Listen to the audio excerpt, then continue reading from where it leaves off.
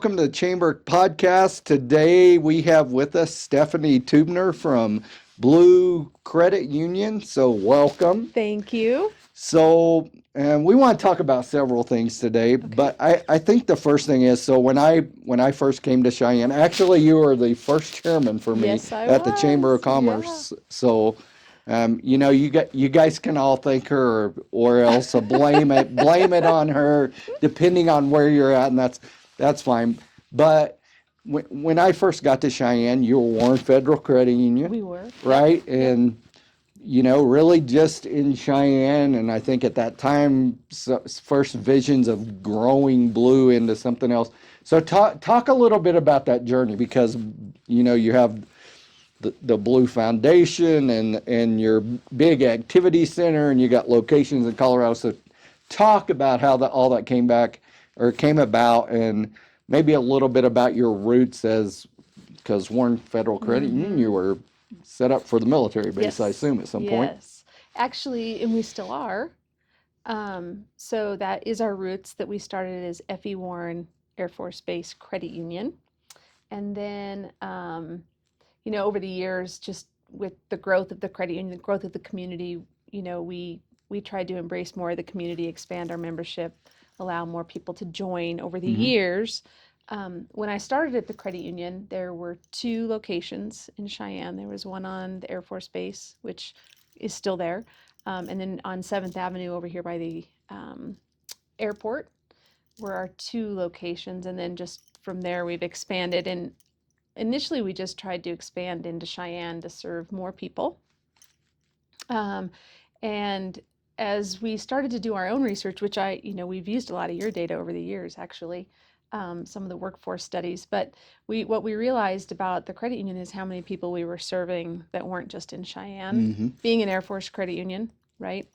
A lot of our members would come here, spend a couple years, leave, come back, very transient population. Right. And so as we started to study where a lot of our members were, we had a lot in Colorado. And so that's how our expansion into Colorado happened. We also found that there's a decent population of airmen that actually commute up here. There are. Yep. Too many for the Chamber's liking. I know. And so, hence, we decided that's how we first kind of stepped into the Fort Collins area in Wellington, was recognizing how many people we could serve that were already our members down there. And then it just kind of went from there. Our vision to change our name and become Blue, that was twofold. One was the result of a credit union that we acquired, which was down in the Broomfield Boulder area. And when we did that, we also did a study, a name study, brand study, and we realized that people didn't really connect with our name anymore. It was a little bit limiting because they thought they had to be part of Warren Air Force Base to be a member, and that just wasn't as true anymore. They were still our primary field of membership, is what we call it, and they continue to be. So we are still the credit union for Warren Air Force Base. That is still very much a part of our strategy. But that is where the name Blue came from as well, is the Air Force Blue. But we also like to play on, the wide open spaces, blue skies.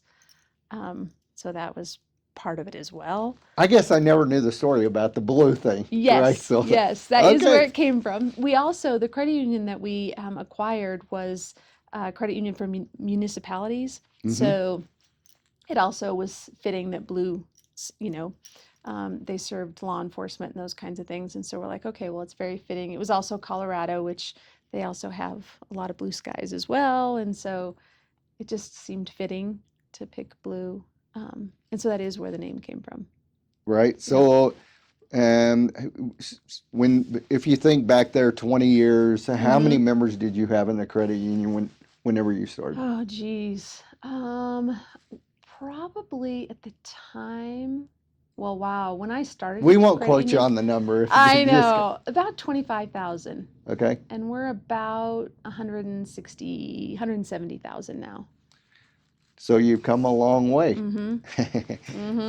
So talk about, I think a lot of people don't have any idea. They may think they kind of know, but talk about the difference between a bank and a credit union. Okay. Yeah. So I love the question. Credit unions are cooperatives. So technically we're not-for-profit financial cooperatives, but so we're member owned. That really is the primary difference between a bank and a credit union. We're member owned. So if you're a member of the credit union, you're actually an owner and you can vote for our board of directors. And there's other issues you can vote on. That's one major differentiation. The other is, as a result of being a cooperative, our board is of the members, voted by the members, and are not paid. We don't pay our board. So they're strictly volunteers they're comprised of our membership and voted on by the membership. So those are probably the two biggest differences. Mm-hmm. We're regulated a little bit differently, and so we do have different regulations that oversee the credit union. So there is that piece of it, as well as some of our regulations are different as well. So talk about some of the services. So what are there differences between the banks and credit unions about the services that you offer? No, Okay. not genuinely, really not. There really isn't anything we can't do or they can't do, or we're able to serve in the same capacity that a bank is as well. Just different ownership structure. Okay. Ultimately. Very good. Primarily. So I see that I can go to a credit union, maybe talk about a mortgage or a car Yes. loan, business loan. You can do anything. Business right? loans, business accounts. We have restrictions that banks don't. So the amount that we can, our entire balance sheet is comprised of, different assets, but there's only a certain amount of business loans that we can hold, or commercial loans.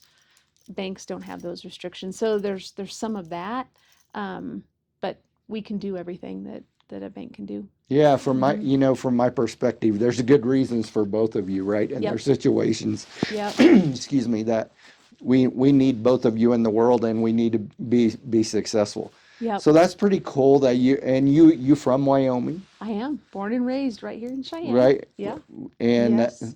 but we won't ask Central or East or whatever, because that gets into a whole, I know, Caitlin I will have a know. different opinion, so we'll just leave. Yes. Went over the hill, went to UW. Yep. Went to UW. Came back. Came back.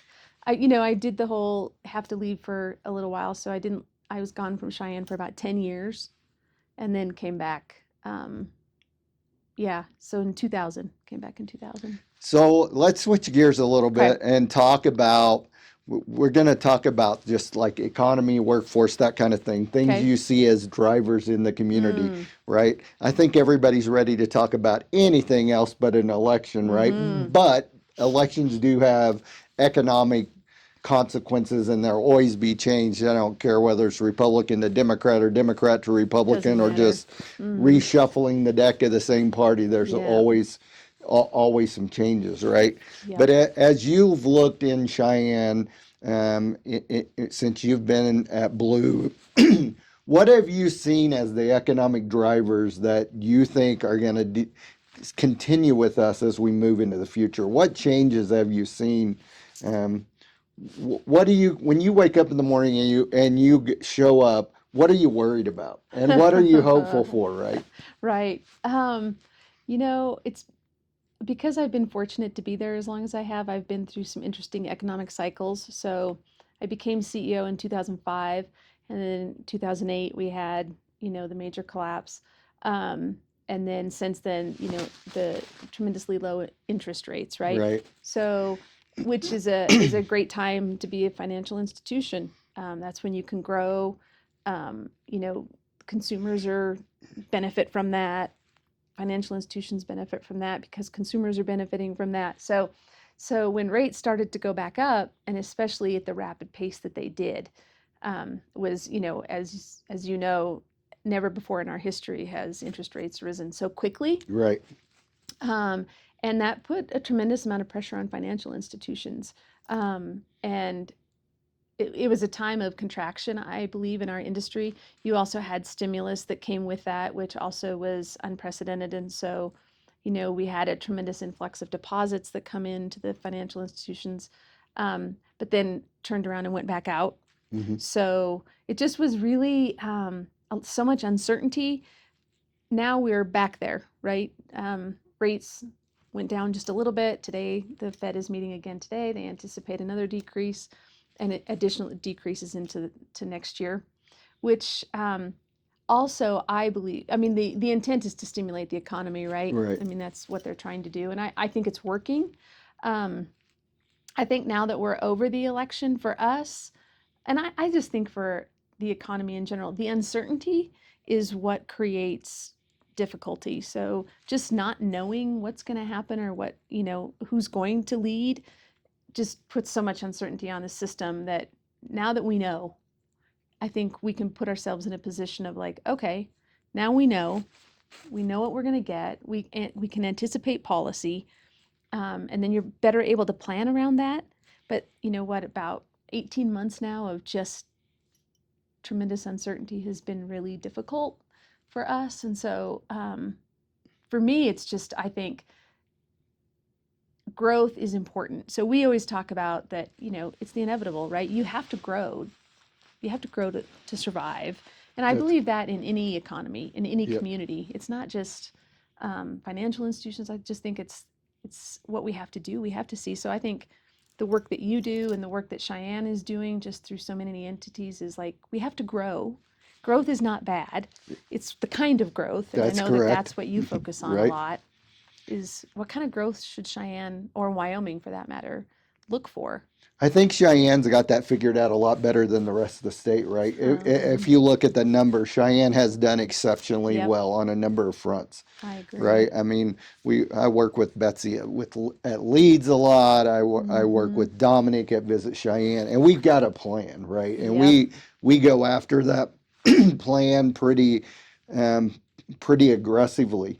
But I can't say that I think a lot of communities in Cheyenne have done, or in Wyoming have done that effectively as Cheyenne has. We know exactly where we're headed, right? It's interesting, some of the things you talk about. I was watching the election results roll in the other night, but they put up a map that was very interesting for us. And it was talking about places in the country where wages had outpaced inflation, right? So you put this whole map up. You wouldn't be surprised that a lot of those swing states, inflation has outpaced wages. Yep. But you see Wyoming there, that was not true for us, right?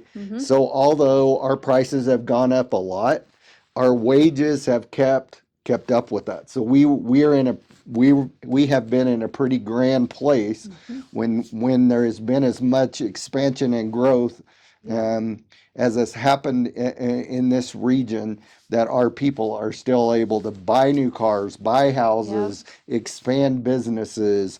So that's been a pretty good place to be. Yep, I agree. The bump in interest rates ratcheted back some of that, right? Yep. So have you seen one of the issues we saw from that was it's kind of interesting, because certainly it changed people's ability to buy a house, right? And that's what the news always talks about.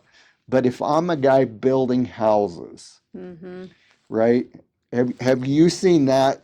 That to me has been a big slowdown. Yes. Right? Yep. And that built-in cost really challenged some of our business folks. Oh, for sure. I mean, the cost of supply, right? For them, the cost for them to build the house goes up. Well, if, as you know, the price of homes didn't go up dramatically.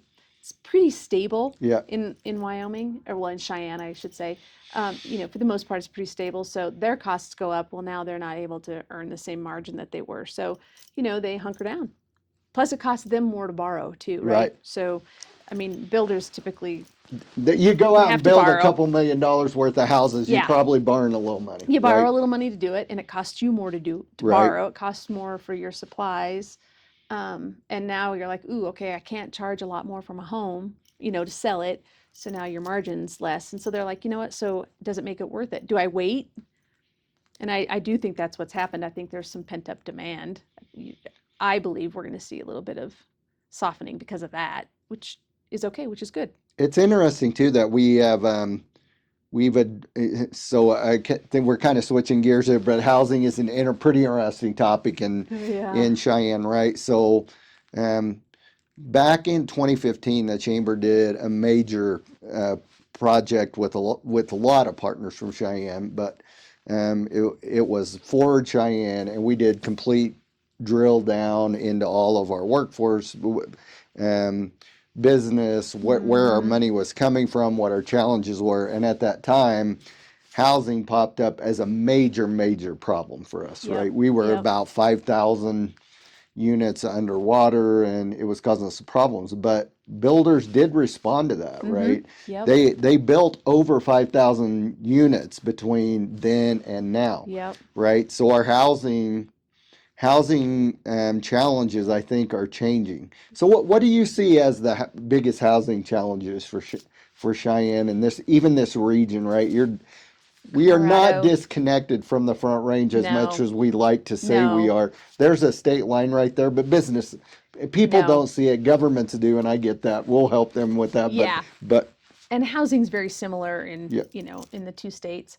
Um, I think it's interesting because I think there's housing affordability, which you can talk about whether they're able to purchase a home, hmm right?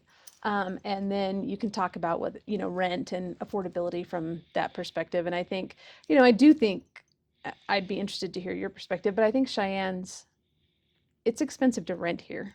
it Our rent is. is expensive. And so having more um, units available to rent compared to being able to purchase. We focus a lot on obviously the mortgage side, right? The being able to purchase a home. Rates help, obviously, right? I mean, keeping people's payments down, Right. but also coming up with that down payment and being able to for our next generation to be able to afford a home. It's expensive. You don't have the homes. I told my boys the other day the first home I bought was like $42,000, Yeah, right? that's I right. mean, and they're like, I'm like, and now that's a down payment, if not, Right. if even that, So I'm like, so can our kids afford to buy a home? Are wages keeping up with the ability to buy a home for the younger generation, which I think is probably the biggest challenge. And we also talk a lot about the transfer of wealth Yeah. and what that's going to mean for housing affordability. So I just think it's going to be interesting. It is pretty interesting. One thing I I do some work with the U.S. Chamber, and we've kind of batted around this housing thing. But one of the things that's happening in the world that really is going to deeply impact this is we got a whole generation of people. I'm not sure they want to own a home, I know. right? They are very interested Mm-hmm. in a low maintenance, Mm-hmm. you know, pretty a place with a lot of accoutrement, but they don't necessarily want to own it. They're not against ownership, so they want to buy. No. They want to put money in good places, and they want to own things. Right. But this dream that we established in America is, I want the house with the white picket fence, and Yep. they they really are interested in spending money Yep. in other places, and I don't know how that impacts it. We should ask Caitlin sitting behind the camera, Yeah. right? What do you think about that? We won't put her on the spot, Yeah. but it is true as a group, Mm-hmm. right? Yep. They have some definite changes Yep. in habits, and I think the other one that's challenging for Cheyenne, we have built a lot of these pretty sprawling homes, Yep. right, that are Yep. out on. We built a bunch of them, right, on Yeah. 40 acres or Yep. 30 acres, and they're 10 miles out in the country, and all of a sudden that is not necessarily the dream anymore, Uh-uh. right? Yep. And so I don't know. What do you think that means to us over time?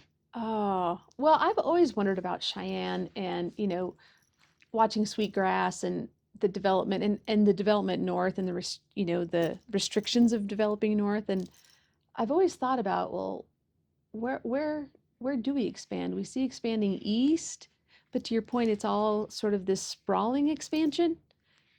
And I do wonder about, I don't know. I just wonder how that's going to appeal to our next generation. There's no wonder that maybe they want to go to more urban areas and, where there's a concentration of population and access and I don't know. I think that's a really interesting question. So there's a number of these things that interest me in the housing industry. One of the one of the other things that's really interesting when you look at the population in the United States, right? We are at the lowest birth rate, which is pretty common in industrialized country, but we are at a very low birth rate, right? And we are setting in a time where without some major changes in the way we handle immigration or whatever we do, and I'm not making a political statement on that, I'm just saying the math indicates that between now and 2050, we won't necessarily increase in population, right? And we may decrease a little. And certainly native-born Americans are going to decrease. We know that for a fact. So I look nationwide and I keep hearing of this housing crisis. And what I can't figure out is if we have less people and we didn't have a housing crisis 15 years ago, why are we having a housing crisis now? And there is an answer to that, I think. And the answer to that is the movement of people from where they live to more. And I think we've got to be careful with urban centers because Cheyenne. I wouldn't necessarily say we are a sprawling urban center. Yeah. But we are an urban center for this part of the country, right? So we are a magnet, right? So people are we know this, that people are moving from, western Nebraska and Wheatland and Torrington. Those kids want to come to the city. So we lose young people, but actually we actually more than replace them, right? So the housing lack is gets to be in certain areas, I think.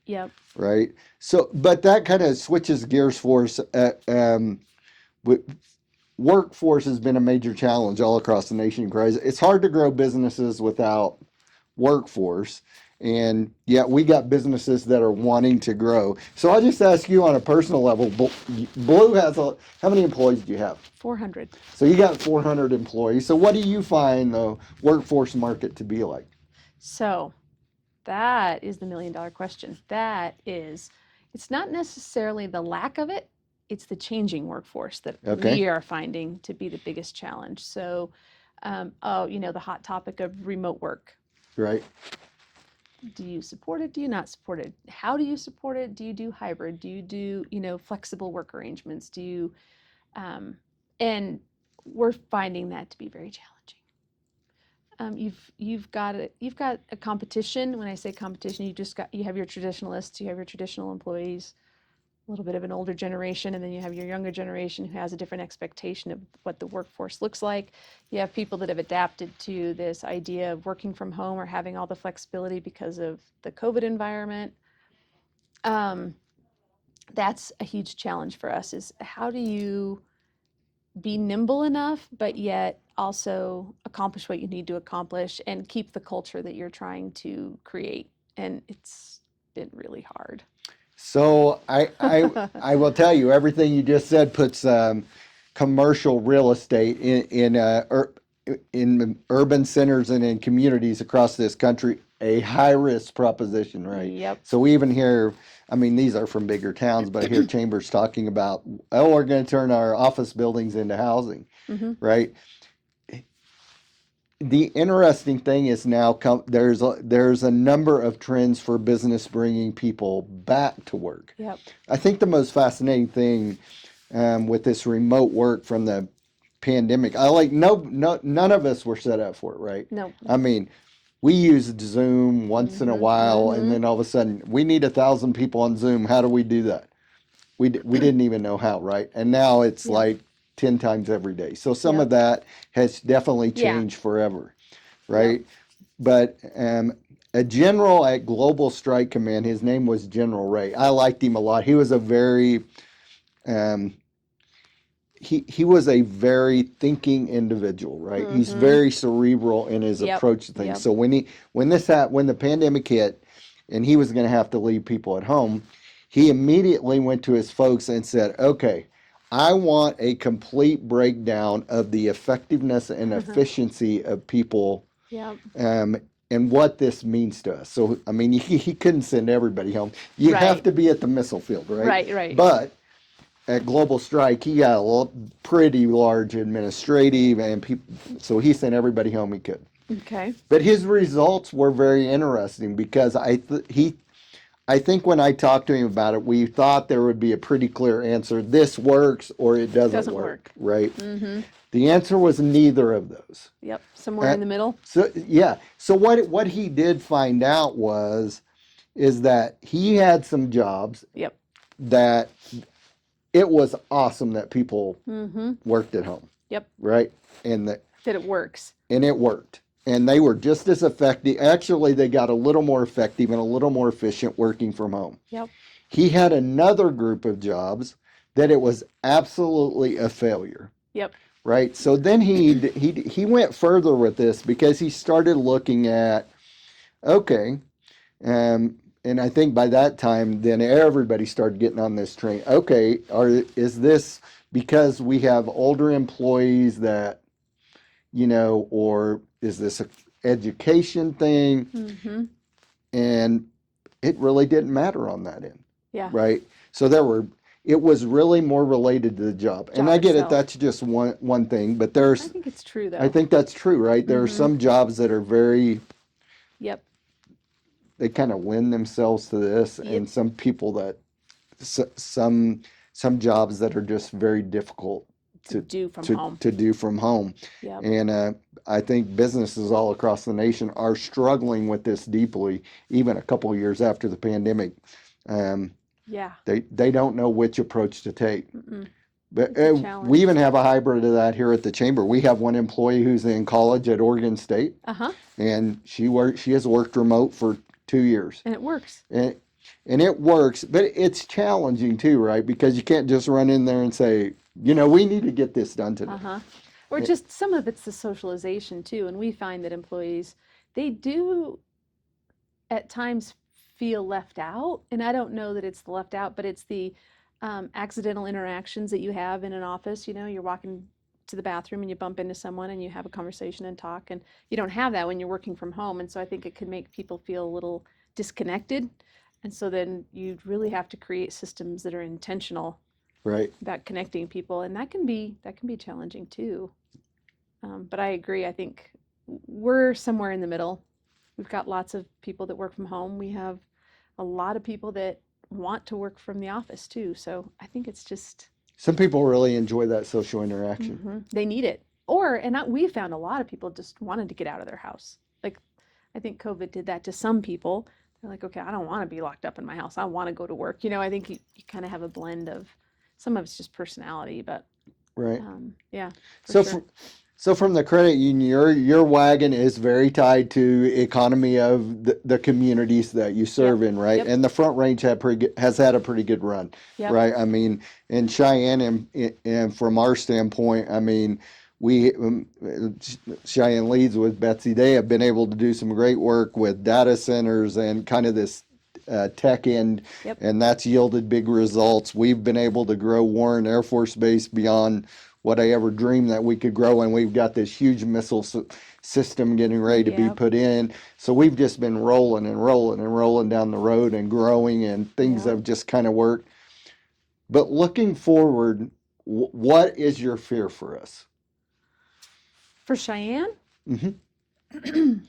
Or even the Front Range too, but I think Cheyenne as well. That's a great question.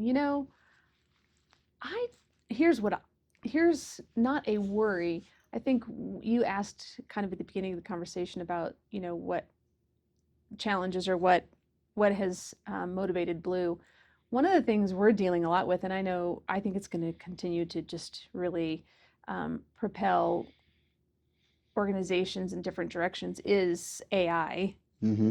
It's a really big deal for us, particularly in financial institutions, but how it's going to change how we work and what we do in our communities, I think there's tremendous opportunity, and I think there's tremendous challenges. And so I really see that. You talked about technology and what we're able to attract to this area.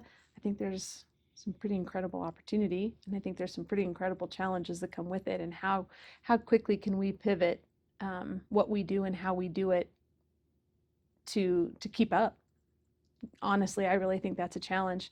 Now, outside of that, I think infrastructure. So we did a study. It's been about 5 years ago, where we tried to project out for the credit union what our strategy was. We call it our Blueprint 2030. And we did a study of population over northern Colorado. So we did from the Colorado Springs area north. And they're projecting in that time frame, in a 20-year period, they were talking about a 40% increase in population. Is a lot. It is a lot. It's a lot. And do we have the infrastructure? And I do think it comes up to Cheyenne. I think that growth, it is in this area. It's northern Colorado, but can we support that? That's a lot of growth without, just talking about, the I-25 corridor, which was, I remember, gosh, when I was part of the chamber back in the day, we were talking about I-25. Like, it's improved tremendously, but I just think some of that infrastructure, I wonder a little bit about it. I think the infrastructure is everything. Roads are certainly a big deal. Our train, and we'll talk about trains in a minute, but our train is very connected to Colorado, right? Yep. We are part of economy of Yep. the Front Range. And I-25 is a lifeline, not just for us to Colorado, but also from Colorado to here, right? Yep. I think one of the most interesting things about Cheyenne is that if you look at the numbers, there's this big thing that, well, everybody from Cheyenne goes and spends money in Colorado. Yeah. The fact is that for every dollar Cheyenneite spends in Colorado, there is a Colorado human spending Good money up here. $1.50. Really, it's $1.50. Right? So it's $1.50. Really? So, Love and that. I always tell everybody, you're thinking about this wrong, right? Yeah. And so these are our customers, right? Yeah. And so our ability to travel up and down the Front Range is a big deal, right? I And agree. so way back when you were on the board, Yeah. our talk was all about I-25, right? Yeah. And we ended up assisting to get what you see construction right now. Yep. We were a partner with the Fort Collins Chamber, Yep. right? We were responsible for 200 million of that road, Yep. right? But the numbers showed that when they get it finished, we will need 8 more lanes Yes. going both ways, I right? know. I think we need it now. Right. We do need it now at times. No, So I know. Yeah. so we're trying to look at other things like the Front Range Mhm. Rail. So Yep. we still work with that a lot. I sat on the board to work on Front Range Rail. They will Yep. put that to a vote in Colorado in 26, and in Cheyenne, we have to be ready to connect to that. But we have to start thinking about these things because our ability to connect is big. It's huge. But outside of roads for Cheyenne, what are we going to do about water, right? Our water I know. is a long way that way. Yes, it is. Right? It's a long way west. Yes. And we've got this amazing pipe that comes through the mountains. But as you grow, how are you going to deal with Yeah. that, right? Yeah. Or we've built these data centers and crypto companies, and we've built houses, and we've expanded businesses of all kinds. Electricity is a huge worry for everybody in the United States right now. Yep. Right. So you talk about the AI. I went to a deal this summer, and we had a futurist that said her 5 big worries for America. Okay. And one of her worries she called Brown. And so Brown says that the power demands in the U.S. will increase 50% in the next 5 years. Oof. Right. So I came back, and we had Chris Levesque from the new nuclear package project in Wyoming Yep. come, and he talked to our people, and same numbers, right? And this is a problem I don't think we as a nation have any idea how to solve, and it's all being driven by artificial intelligence. Of course it is. Right? It's all. It takes power to do it. People, it's not. We have to have it to have. We have to have power to have AI. So. Yep. So we try to make these not last that long. So we Okay. finish up here, but just Yes. like as a last question, being from here and being in a business here, share with everybody what, instead of your biggest fear or worry, which every business has to deal with, what's your biggest hope for this part of the country and for Wyoming and Cheyenne Where do you look out and say, I am really hopeful that we are headed in this direction? Yes, so I love that question because it gives me an opportunity just to mention, our strategy for when I mentioned our Blueprint 2030, our strategy is about, and our greater purpose we feel is about creating authentic connections in our communities and being authentically connected to our communities. And it's a pleasure and a treat to watch as communities come together and how businesses and financial institutions and chambers and we're able to connect people. I think it's the piece that we have to make sure we don't lose in this, tremendous technological advancement, that we're still humans and we still have connection, and connection is what makes the world go round. And I'm excited that we have the opportunity to be a part of a growing and thriving communities and watch our purpose come to life, whether that be supporting individuals in, housing instability or just financial instability, or how we can bring people together. Our community center is the reason it exists, is because we believe we got to just keeping people coming together and being part of the solution together. And I think we're just fortunate to be where we are, that's what this is all about. That's what the work that you do and the work that all these communities are doing is, how do we keep connecting and make things happen and grow and thrive? So I think that's an exciting venture for us, is just to be a part of that. I think that's a great place to leave it. And, this is something chambers talk about all the time, this community thing. And this is a challenge for our society, right? Because our communities are changing, right? I mean, Yep. I was listening to him talk about they're trying to figure this out in politics, right? Because you had homogenous communities that you are an Italian Catholic around Philadelphia, and there is a community that lived in. You went to church with those folks. You worked with them. They did business with each other. But now we are a lot more global in nature. Yep. And how do you make people feel confident and feel a part of their community and feel a part to build their community, that it's theirs, when you don't have those homogenous kind. So it takes intentionality. It is something that business is thinking about, because it definitely impacts everything they do, customers, workforce. So we've still got work to do, Cheyenne, but that gives us something to think about for the future, and we'll continue to talk about these issues. And thank you for joining us. We'll see you next week.